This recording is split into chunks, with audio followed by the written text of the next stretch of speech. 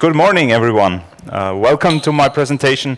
My goal for this talk is to give you basically the foundation for the rest of the day, telling you what has happened in the area of automotive hacking and automotive vulnerabilities that have been publicly discussed. A few words about myself. So my name is Martin. I go by Freak on Twitter.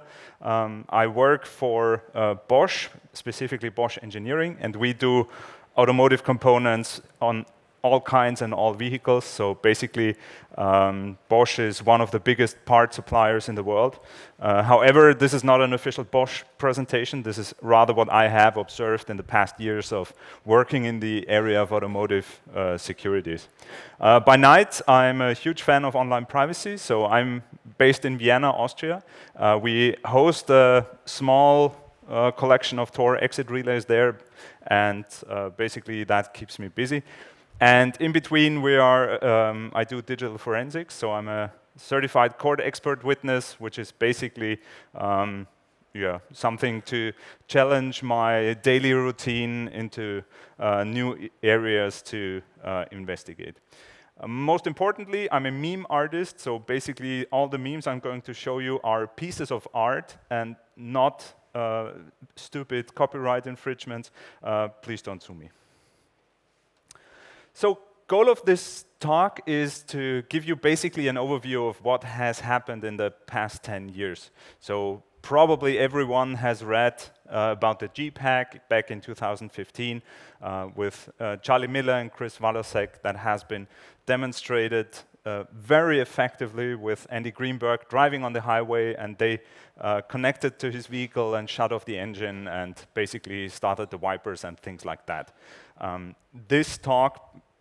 This presentation back then at Black Hat changed a lot in the automotive industry, but that's by far not the only hack that has been published, and I think it's a very tremendous interesting area of research, because basically a car is tremendously complex in the components that work together. Nowadays they have connectivity as well, sometimes multiple SIM cards even, to get back-end connectivity and also to have specific convenience features that are useful in today's daily driving business. I tried to identify the most relevant hacks or presentation discussions. Your mileage might vary, so depending on what you're specifically interested, chances are high that you find many different other talks that you are interested in. The goal is basically for someone coming from IT security to figure out quickly what has happened in automotive security and why these things happened in particular, so that they are quickly onboarded in how to work in automotive security and basically get the gist in just watching this recording. The objective for this talk, where I specifically chose real-world attacks that have been publicly demonstrated and always trying to bypass a security goal. So usually a vehicle used to be in a way that once the car is locked and secured and it's considered secure, no one can get into the car, plug things into the connectivity port, OBD port. And this is not necessarily true anymore. We have Wi-Fi in cars, we have Bluetooth in cars, we have backend, all these things, and they have been all exploited in the past. So what to expect? Public stuff, and as I said, just a selection. What I observed in who does presentation for automotive hacking are basically either hackers for the fame or companies for the fame and sometimes fortune. So specific groups have been publicly demonstrating weaknesses in cars and basically advertised their knowledge and their tools to automotive manufacturers, and basically got that way into automotive hacking. So that's basically what I have observed in who hacks a car and why they do it.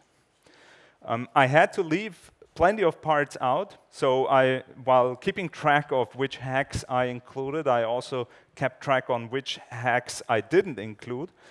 Basically, I didn't include the automotive basics. So if you're really into how a car works, there's the Open Garage book on Car Hacker's Handbook. It explains tremendously well how a CAN bus works, how components are wired together, how messages are transferred, and this gives you the basic of everything within a car. Didn't look at all the modern stuff, so charger communication, for example, I personally think will be really interesting. So if you have an electric vehicle and you charge it with your house, in the future it's likely to be that during the night your vehicle will power you at home, while during the day your solar panels will charge the car again. And this is quite common in Asia already due to earthquake resistance and things like that. I really hope this gets mainstream, because I think it's really cool to have, instead of a battery pack somewhere storing electricity, you have your car, because it's basically out there anyway. I also didn't specifically look into tuning or immobilizers, because those are things that have been exploited again and again, but usually these groups do not publicly discuss their hacks. And even though it would be very interesting to understand how tuning today works, usually that's considered trade secret, and it's really hard to figure out how tuning actually happens. And I also didn't look into locking mechanisms, so specifically key systems with wireless functionality or passive functionality has been hacked again and again, mostly because they used insecure cryptographic primitives. But I didn't look into that specifically, but if that's your kind of beef, then yeah, you can find plenty and plenty of resources. Yeah, and also all the backend stuff is kind of excluded, because this is basically IT security daily business. So if you are a pen tester, you can test the backend of a OEM or a part supplier, or workshop, whatever it is. It's basically just another colored interface for things that are already well documented. All right, so the first hack that I actively found that gained widespread attention was basically a paper from University of Washington back in 2010. What they demonstrated was that they took a car, a regular, I think it was a Chevy, and they demonstrated the different attack vectors. So basically they understood how the bus systems, the CAN bus and all the other buses work in a car, and they exploited it and demonstrated it and talked about it in a way that basically, while the car was standing still on a parking lot, it was driven 140 miles per hour, basically because that's a plain text signal that is transferred to the instrument cluster without any security. So basically, anyone could inject signals or replay signals and yeah, manipulate the things that are shown to the user, because they are not super security critical back then. That was easily possible. So the main objective these people had was to understand and present how vehicular systems work and how they could be manipulated for yeah, basically tricking the user. It's also interesting, the part in the lower left is from Google Scholar. That paper was cited about 2,000 times since then, so it's a 12-year-old paper, which is quite a lot in security publishing circles, but it got widespread attention and is quoted 2,000 times till, I think, yesterday. What's also interesting to observe is that whatever the researchers identified could have been completely within the threat model at the time. So back in the days, the vehicular manufacturers believed if the car is locked, if the buses, no one would try to basically manipulate the speed signal on a CAN frame because there's not much to gain. However, what they did was to basically start the change in how threat models are considered and what the actual attacker could do for manipulating signals within a car. So basically, these guys, they started it all, and they basically led to the first change in threat modeling for automotive manufacturers, mostly because basically they publicly demonstrated that even though the architecture and the signal work as intended, they could be manipulated and someone could do nasty things with that. The second paper by the same group, 2011, they published it at ITsecurity, and what they did was basically to exhaustively test all the different interfaces that someone could use to break into a car. They identified that there was a buffer overflow in the WMA parser in the infotainment system, so they could enter a maliciously WMA file, put it into a CD drive, and while the reader was reading the CD, they got root on the infotainment unit. They also saw that remote updates, or that updates were not signed, and they even made a reverse shell in that infotainment system, in that once they exploited it, it connected to an IRC server and waited for commands. So basically, they could have made a botnet out of cars simply by manipulating the flow of execution in the infotainment system. They even demonstrated they could activate the microphone, they could do location tracking, all different kinds of nasty things, of course unlock it and do all nasty stuff remotely just by having malicious software inserted into the infotainment.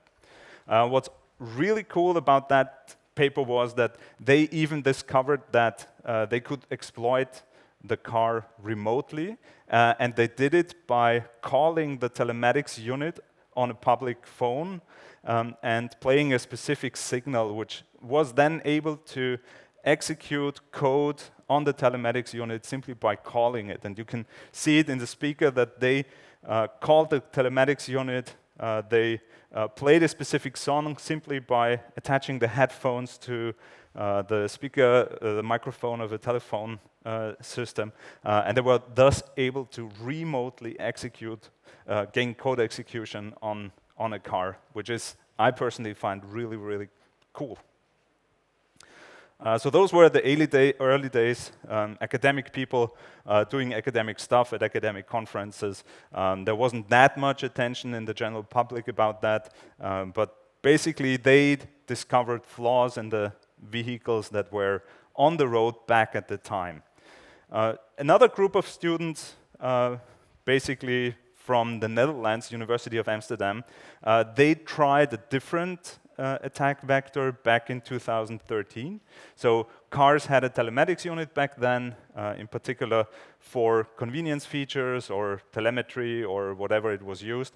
And what they identified as a seminal work was that you could use an IMSI catcher with a BMW car and intercept traffic that the car is doing with the backend, as well as SMS communication. So what they did was they covered the antenna with tinfoil.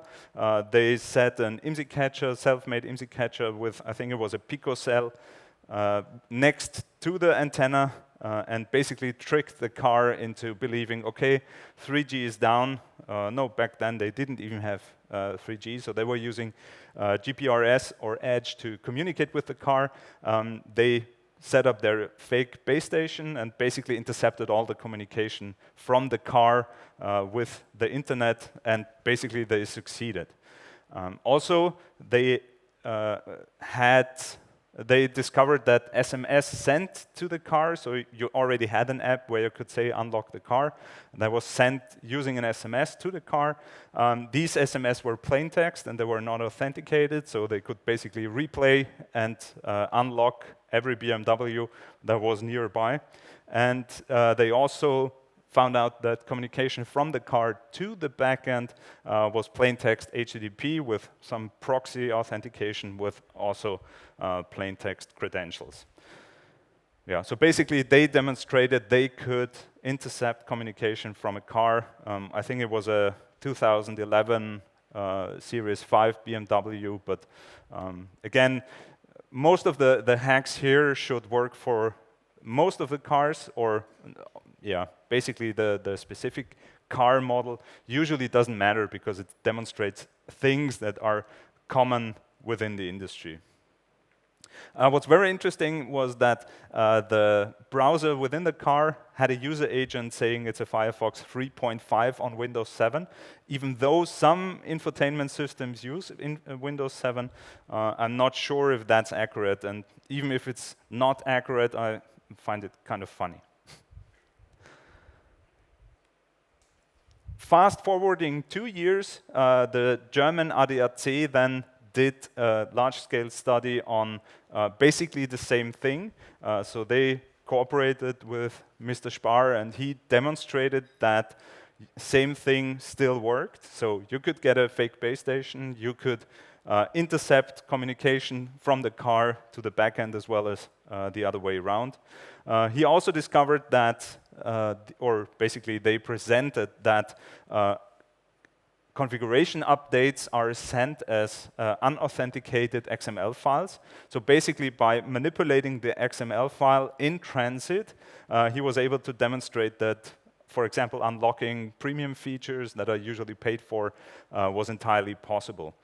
Back in the time, the ADAC expected that something like 2.2 million vehicles were affected, including Rolls-Royce. So if you hack around on your Mini at home, you could then start looking around for Rolls-Royce and basically unlock the car with the same attack vector, even though not starting it, but at least you could unlock it.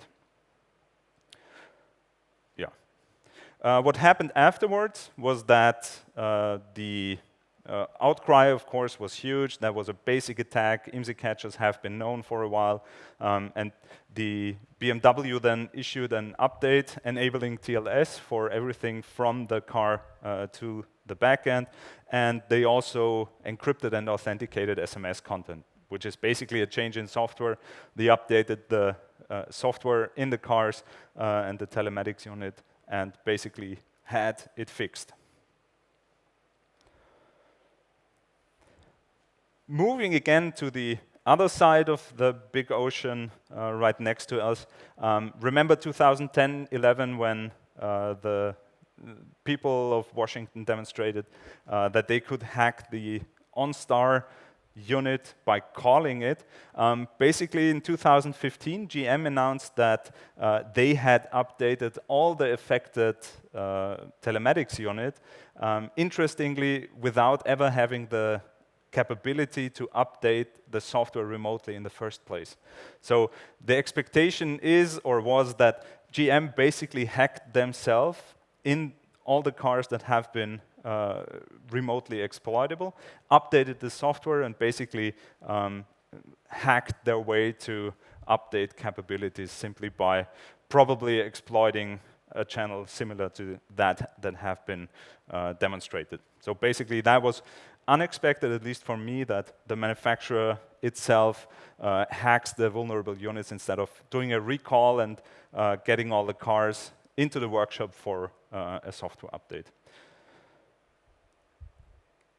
All right, same year, Charlie Miller, Chris Walasek, they demonstrated the Jeep hack.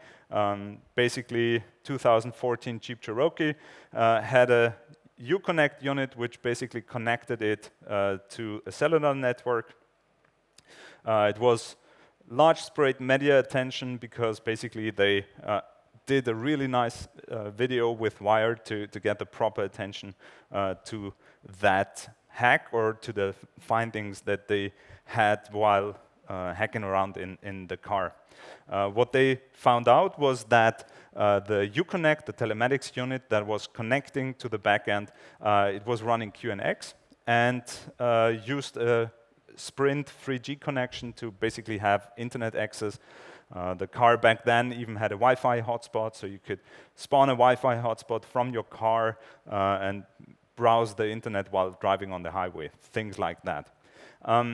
what they identified, so as soon as they connected to the Wi-Fi, they did an Nmap and found open ports. One of the ports was particularly interesting because it was D-bus, and they could send raw commands to the vehicle and do things like activating the AC or starting the windshield wiper, things like that. They also identified vulnerabilities in the software update process. So software update was put on a USB drive, plugged into the head unit or in the infotainment system, and software would update itself to the next version, but that was attackable, so they could execute their own code simply by inserting a USB drive. What then got the widespread media attention was they identified, okay, the same ports that have been open over Wi-Fi are also exposed on the 3G interface, which is certainly a configuration error, because it's not a good thing to have open ports to the internet that can do nasty things, obviously. They found out that within the 3G network of Sprint, these ports were reachable. So the network configuration of the provider was not separating, for example, with a private network APN thingy. They just had the IPs exposed.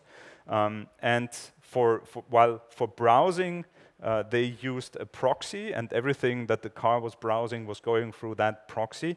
The car also had a second IP address, which was publicly reachable. And basically tying these things all together was then they scanned the ranges of 21/8 and 25/8. Those were the IP blocks that have been assigned by Sprint to the SIM cards that were active, and basically connected to it and could do all the things that they did in the video remotely. Only thing they had to do was to be in the Sprint network. Of course, outcry was huge. It's the standard example in all security trainings for that I give and that I've seen, because that changed things rather rapidly. I think the fix was rather quickly done, so Sprint changed their configuration in the network. The ports have been no longer reachable right after notification, but still GM had to do a recall. No, sorry, not GM. Chrysler is FCA. They had to do a recall and basically call 1.5 million cars into the workshops for a software update. And this is rather costly. Most manufacturers nowadays would rather prefer to roll out a software update over the air, over the internet, and do that in a secure way has its own challenges. So basically, the combination of having a publicly reachable IP address, having ports exposed to the internet which could be connected, and not having things separating the commands coming from the internet with the vehicular network led to all the things that have been observable in the video. What I found particularly interesting, because I haven't heard about that before I made the slides just 2 days ago, the parking assistant unit that was used in and was attacked in the talk by Charlie and Chris, it was manufactured by Bosch. And even though I work at Bosch, I've never heard something like a post-mortem on what has been observed, what they have done to fix it, and basically a regular post-mortem for a security issue that was publicly discussed in 2015. That was surprising to me because, yeah, I know Bosch makes a lot of things, but that our components have been involved in the Jeep hack was completely new to me. Same year, close to the same conference, Rogers and Mahaffey, they presented at DEF CON how they attacked their Tesla. So they did a pen test with a local focus on a Tesla Model S. They found out that they could basically connect to the head unit and manipulate the software running there. So they embedded their SSH key into the head unit, and as such, they could then connect over SSH with an Android phone, for example, and do all kinds of things. yeah, basically they dissected the Teslas and started publicly documenting things that they found. And from opening doors to stopping the car, these were the things that they were able to demonstrate. Yeah, it was a pen test, had a local focus. So Tesla was soon to be probably the most hacked car there is for various reasons, but these demonstrated it at DEF CON right after Charlie Miller and Chris Walasek demonstrated the Chrysler hack, the Jeep hack. Another conference this time at ITsecurity, what the Foster et al. Identified was that in the US it was common to have OBD dongles, so you had, every car has to have a OBD port for diagnostic purposes. So every time you go to a workshop, first thing the mechanics do is to plug OBD port in to run diagnostics on all the different components. And in the US, it was common to have aftermarket OBD dongles to allow things like reading and sending CAN messages, get error messages, things like that. So they had Bluetooth, they had 2G, 3G, and what they demonstrated was that those dongles that they observed, they were a popular aftermarket product. They had connectivity using 2G, later 3G, and basically they found that the key pair between those dongles has been the same for all the dongles that have been produced. They found out that SSH is reachable from the outside to the vehicle, and simply by looking on Shodan, they enumerated all the dongles that have been online at the same time. Nowadays, probably they could use modern scanning tools like ZMAP, MassScan, to scan the entire IPv4 range within a few minutes. And yeah, basically they were in the position to connect to the dongle, apply the brakes, and cause mayhem, more or less. And even though this is an aftermarket product, it also shows that plugging things with a SIM card into your diagnostic port might not be the best idea of all times. 1 year later, Charlie and Chris did it again. They presented further attacks at Black Hat, how they could pivot between the different components, and further attacks that they identified on the Jeep. What they found out, for example, was that they could take over steering from the parking assist, even though at rather low speeds most of the times. At a later point in time, they had a demonstration video where they were driving between cornfields, and suddenly they tilted the car and steered it slightly to one side, getting off the road. What they identified was that if an ECU is put into boot mode, for example, applying a software update, it stops sending CAN frames. So you can denial of service a specific ECU by saying, hey, I got a software update. And if the ECU is not defending against that, saying, hey, no, I'm driving 200 on the Autobahn, I'm definitely not going to do a software update, they could take out that specific ECU for the rest of the driving. They also found that sending conflicting messages is highly dependent on the ECU receiving it, how to react. So if an ECU receives, hey, we're driving 100, and at the second right afterwards receive a message, hey, we're driving 50, many ECUs get confused with, okay, is it 100, is it 50? Should I vary between those two different states? And not sure what to do and how to react with that.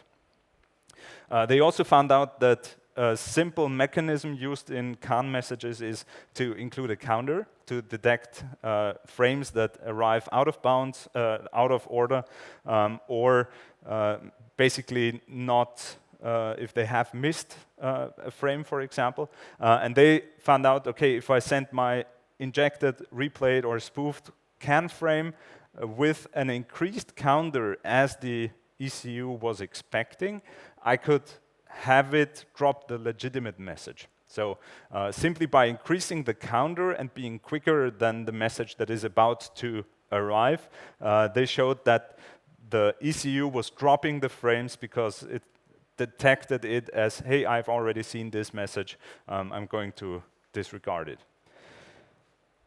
Yeah, and they showed that they could engage the brakes, accelerate the car, or manipulate the steering with a combination or some of these specific attacks. So that is kind of the holy grail of car hacking, to manipulate the acceleration and the steering to basically can cause a crash. This is kind of the worst case.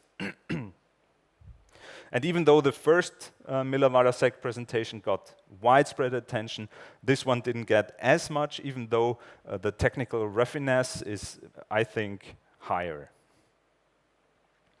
In 2016, also the Keen Labs had their first Tesla hack published. So they posted a blog post where they said, we can hack a Tesla. The way they did it was every Tesla, as soon as it's arriving at a supercharger or a workshop, is automatically connecting to the Wi-Fi. The Wi-Fi credentials are well known, so what they did was to basically spawn a hotspot with these credentials. The car connected automatically, and they were then able to trigger an exploit in the browser. So the first initial foothold was to refresh a web page, manipulate the HTML source, and trigger the exploit to basically gain code execution. They then elevated privileges due to known kernel vulnerabilities. So the kernel back then in the infotainment system wasn't that recent and didn't include all the patches. And with that, simply with a blog post, they were able to demonstrate, okay, if there is a Tesla somewhere, it will automatically connect to a known Wi-Fi. They can trigger a WebKit exploit, and they can elevate their privileges with a known kernel vulnerability, which was pretty sophisticated and pretty reliable in exploiting the software. They presented this then at Black Hat 2017. Basically, it included the things that they already had talked about in the blog post at a much higher detail level. They also found out until the presentation that software updates weren't signed in any way. Afterwards, they have been signed, so everything that is sent to a Tesla from 2017 onwards was signed to provide authenticity to the software update. Tesla also pushed the kernel from 2.6 something to 4.4 something up until that presentation, and basically closing all the known vulnerabilities in the kernel, which is pretty cool. And at the presentation, they also demonstrated their Xmas show on the Tesla Model X, where they demonstrated that they could open the doors and have the car blink like a Christmas tree. The year after, they presented again at Black Hat. So basically, Keen Labs has been presenting at Black Hat continuously since 2017, more or less. Not always Tesla, but also BMW and Lexus and things like that. So they are like a serial presenter there. In 2018, what they presented was that they again exploited the gateway and the body controller. Because the kernels have been patched. This time they used a kernel module from the NVIDIA Tegra chip that is used as a CPU in those units. It had a dedicated kernel module with, of course, kernel privileges. And they found an exploit, basically, that could elevate their privileges to super user rights. They also found out that the signature verification that was put in place right after they published their first things could be easily bypassed, because Tesla used a known library for stripping spaces and dots before verifying the update. And they could bypass signature verification by basically putting a space in front of the file name. The signature is no longer verified, and the malicious software is then applied. And they also talked about how they did the Xmas show the year before. Same year, 2018, Leonard Wouters did his first talk on how he was able to bypass the wireless key lock system that was used for Tesla's Model S.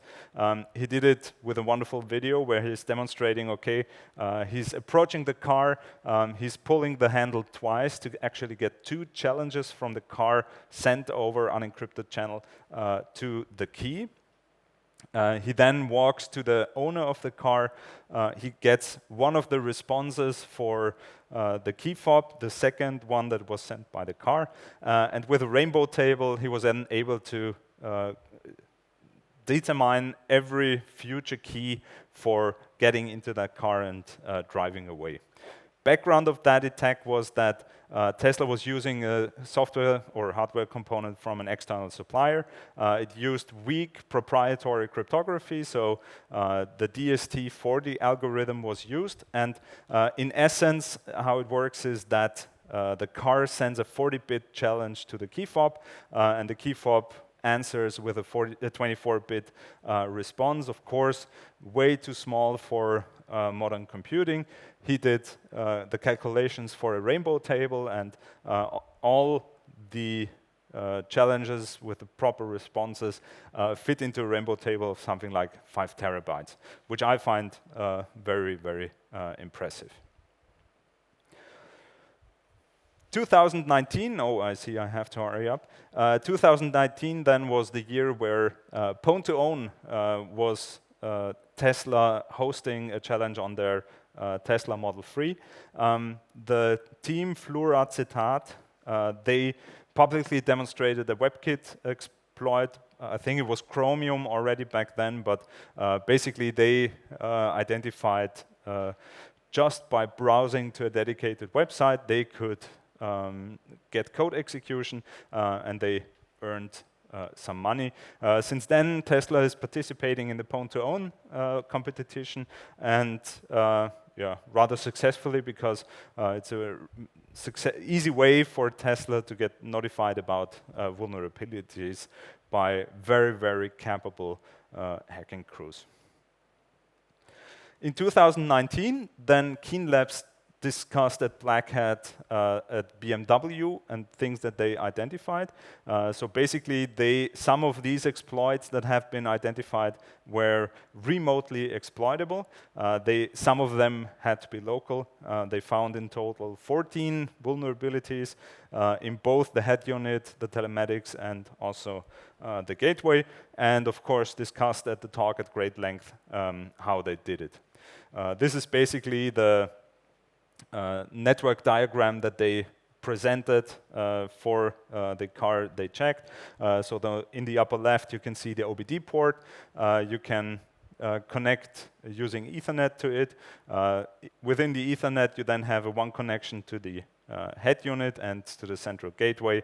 And the central gateway is usually particularly interesting to attack because it has access to most of the communication lines. So whether it is a connection with a CAN bus, or if it's Automotive Ethernet, or LIN, or MOST, or whatever the bus system is that is used, usually the gateway separates them, sometimes even with a firewall functioning, so the messages cannot go where they're not supposed to be, and this is usually a rather juicy unit to attack, and usually, of course, sufficiently protected because it's such an obvious target. In 2020, the SkyGo group attacked Daimler-connected cars.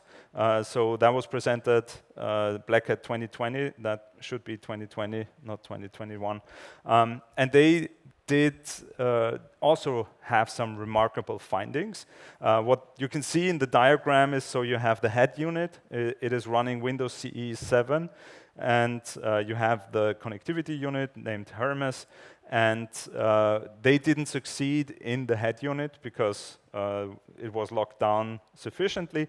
But what they found out was that the telematics unit was attackable, and they could basically get into these and jailbreak it.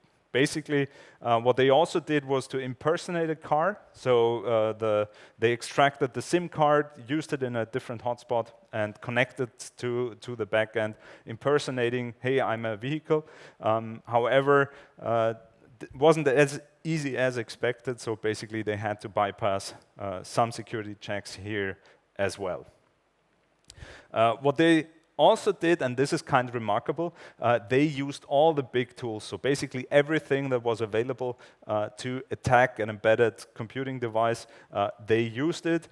So they used the BGA rework station to get off the NAND flash. They soldered tiny wires to the NAND flash to basically read it out. They reversed the theft protection. They even used X-ray for identifying JTAG ports. So usually JTAG ports aren't obviously in automotive components. They end somewhere in the inner layers or aren't even exposed at all. And they then reballed the NAND flash to get a backdoor. And this is kind of, yeah, you take something apart to the lowest level and then you build it up again with a backdoor functionality, and this is, yeah, it's really tricky to defend against such powerful tools, but of course, secure boot or verification during execution would have prevented that as well. So, years 2021, we're getting closer to real time. I saw a tweet on Twitter about someone hacking a car infotainment unit. It turned out it's a Bosch head unit, so I was suddenly, that's interesting. There was no responsible disclosure, it was just dropping things to GitHub, and it was rather interesting because he or she documented at great length how he or she attacked the head unit. So the head unit itself was rather old. It had a 2.6-ish kernel, so it was, I think it was produced something, didn't write it there, 2008-ish onwards, and no, probably a bit later. But the car he had wasn't a new car. The kernel was old as well, so it wasn't a recent head unit. He dismantled it and connected to the serial port, remounted the file system, and then he had read-write access. The most interesting thing that he or she discovered was a command injection vulnerability using a USB stick's file name. So the USB thumb drive for MP3s or other content, if you plug it into the head unit, into the infotainment system, sorry, it will automatically mount it, and the mount point is named after the name of the USB thumb drive. And basically, if you include a semicolon and inject another command, you could enable SSH, you could enable Wi-Fi, things like that. You got command execution just by naming your USB thumb drive, which I found very elegant. Yeah. 2021, Leonard Wouters strikes again, also again with a really nice video on how he hacked the key fob of a Tesla Model X. It's really impressive. He presented it, so the article came out end of 2021. He presented it at DEF CON in 2021. No, sorry, it's beginning of 2021. He presented it at DEF CON in 2021, and he basically laid out how the attack works. You have to wake up the Bluetooth interface of the key fob chip using a low frequency signal that is dependent on the VIN. You then have to apply a software update to the Bluetooth chip. Even though the Bluetooth chip asked the secure element where all the secret sauce is, hey, is this a legitimate software update? The secure element said, no, it's not, don't apply it. The chip applied it, ignored the answer from the secure element, and he was then able to extract an unlock token. And with that unlock token, he was then able to basically open the car. This is the machine he built for this attack. You can see in the middle on the brown breadboard, that's the key fob. He didn't even bother in reversing the tokens. He just used it with a regular key fob to replay them. You have a Raspberry Pi, and on the back side you have a body controller of a Tesla. Once he was in the car, he attached to the diagnostic port, and because there was no secure access configured for training a new key, he could simply train a new key. There was no signature verification involved or things like that, and could drive away with his new Tesla. Yeah, he also did a presentation at Real World Crypto, and he also published a paper on that. So if that's kind of your beef, check it out. It's amazing work. 2021 also, Weinmann and Schmotzle, they published a paper that, or published their attack at CanSec West, where they basically intended to compete in Pwn2Own the previous year. What they found out was that the conman component in the IVI, so basically in the infotainment system, there was a conman unit which was responsible for managing Wi-Fi Bluetooth connection. They found a memcopy stack overflow in conman, and basically by connecting over Wi-Fi, they could exploit this stack overflow and get code execution on that thing. They then attached it to a drone, because basically everything is cooler if it's on a drone. And they showed a video where they fly with the drone to a Tesla, exploit the Wi-Fi vulnerability, and the doors open. In 2021, again, Keen Labs striked. This time they attacked the Daimler head unit, MBUX. What they identified was that the head unit and the telematics unit, they are communicating over Wi-Fi, and every time the system boots up, it generates a new Wi-Fi password, which is sent on the bus in the plane. And by sniffing this Wi-Fi password on the bus directly, they are able to basically intercept the communication. They also found that some proprietary high QNet protocol for Chinese Daimlers had buffer overflows and vulnerabilities, and also a 3.8-ish kernel which had known vulnerabilities. So basically, they were able to analyze the entire architecture using the Wi-Fi secret that was transmitted over the bus. I really have to speed up. Last year's Black Hat, Colin O'Flynn, what he demonstrated is that you could glitch a ECU to bypass the password, and he demonstrated that using a Corvette engine controller.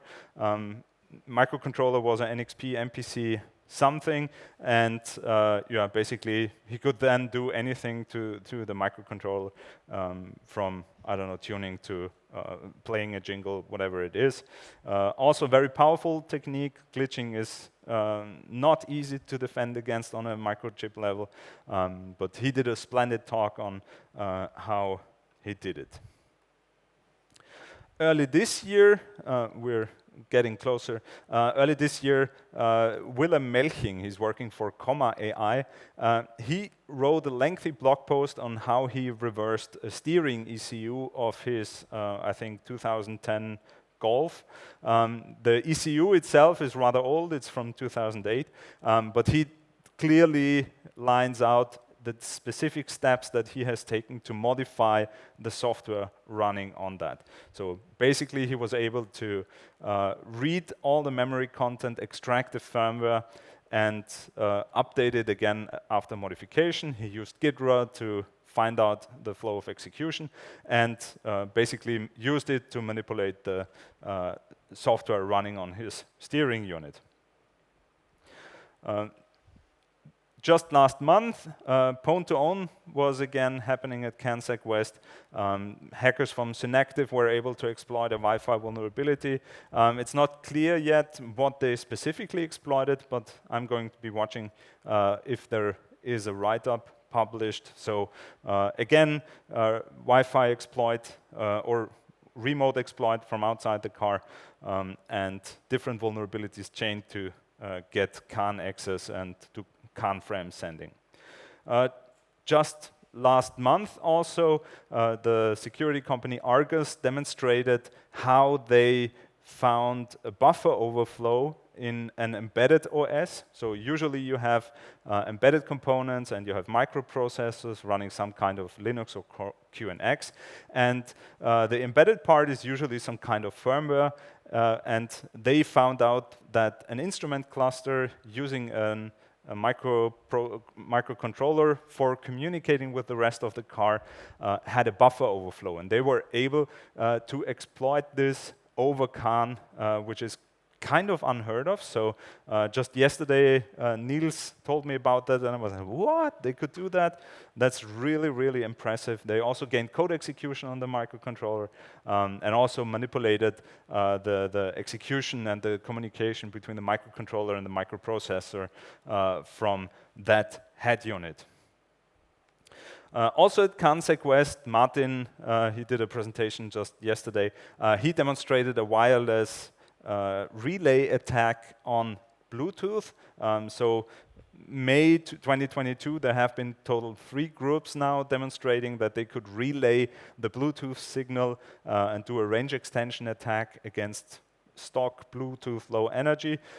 He had an awesome video, and even though the NCC group presented this as well, this video is much nicer to watch than the blog post from NCC group. Should get more credit, but that's just my opinion. He demonstrated that 2 Raspberry Pis using Bluetooth, sending the raw signal, they could basically send it over arbitrary length. Even if the key is in another country using internet, they could just relay the signal, unlock the car, drive away. Also, just yesterday, this is Martin, give him a pat on the back, wonderful work. Just yesterday, he presented that if you used your NFC card to unlock the car, there's a bug that allows you to pair a new Bluetooth key without notification. For convenience, you only have to tap the NFC card to the B pillar, get in. You do not have to tap it again. You have a time frame of 130 seconds during the car is kind of unlocked and you can drive away. But this also includes pairing a new Bluetooth key, and yeah, basically you could pair a new phone with the app he has written, and at a later point in time take the Tesla and drive away. Again, wonderful presentation. If you have a Tesla, it's not yet fixed, so better use pin to drive. Yeah, and with that, I'm basically at the end. This was kind of the journey the past 10 years of automotive hacking. Slides will go online, of course. Usual disclaimer, do not hack cars. You might hurt yourself or others, so always take the proper safety measures before you're fooling around. And yeah, basically follow Car Hacking Village and the Automotive Security Research Group. If you're into automotive hacking, they do tremendous work, and they usually are very talkative and approachable to discuss identified vulnerabilities. Thank you.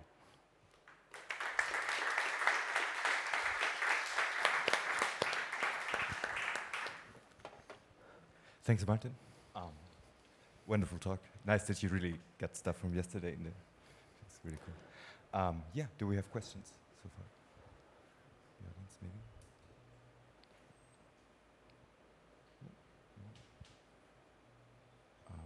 I guess I have one myself then. Mm-hmm. How do you feel that the architectural changes will impact the future of car security? You know, there's more modern stuff on the horizon, I guess. Mm-hmm.